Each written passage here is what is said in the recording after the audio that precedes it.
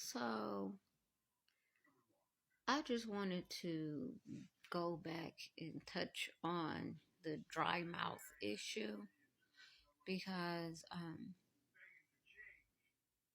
I'm about to bring up the cancer comparison, but I find it so interesting that cancer patients, for the most part, are told that, chemo and the pain medications that they're going to have to take will cause dry mouth, and that dry mouth can lead to accelerated tooth decay, gum disease, other tooth and gum infections that will then, can spread out your ears, your sinuses, go to your brain, to your heart, like all of these problems.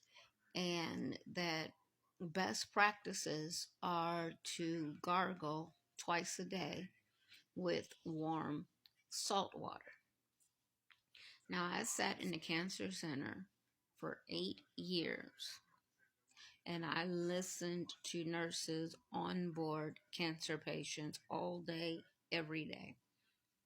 And they made it a point to stress how important it was for these patients to gargle with the warm water and salt and to invest in dry mouth products. So there's toothpaste, mouthwash, there's a gum, and they even have like this dry mouth gel that you can use like at night and stuff.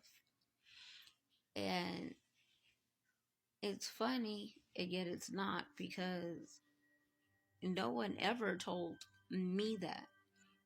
No one ever said to me, "Oh, you should be taking these precautions with your teeth as well, because you're taking the same pain medications as they are. You're on an IV all day, every day, like them." Um, and like, yeah, no one ever said it. So I'm gonna let y'all know. Please, please, whenever you if you are on pain meds like all day, every day, gargle twice a day with warm water, with salt, warm salt water. Um, if especially if you're in the hospital, make it a point to do that 3 times a day, because when you're in the hospital and you're on the IV, um, you're not drinking as much because you're being hydrated through the IV. You're not drinking as much, and you're on IV pain meds most likely, and oral pain meds, and all of that is just adding to dry mouth and then the problems that causes. A great majority of my dental work and my problems came from dry mouth. And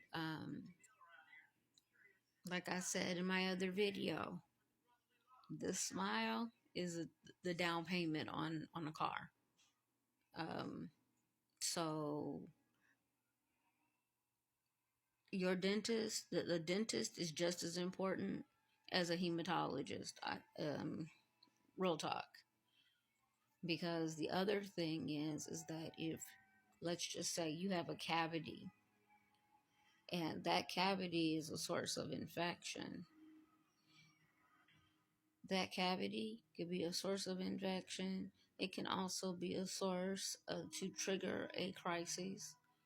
I had a low-grade fever for like months on end. They ran all of these tests, did everything they could do, found absolutely nothing.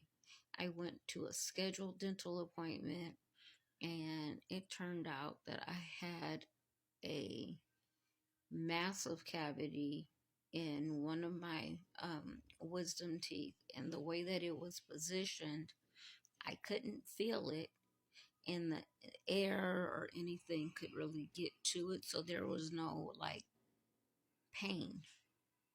And when they pulled that sucker out, like half the tooth was missing. So yeah. And Medicare, Medi-Cal, Medicaid, and all private insurance companies recently, well, not recently, as of a couple years ago, have recognized the importance of the dentist, and they have upped their coverage for dental work. And I do believe that you can buy into or sign up for extra coverage just for dentist and orthodontist um, problems. So I do hope that's helpful. But yeah, if you all don't do anything else, gargle twice a day with warm salt water and use products for dry mouth.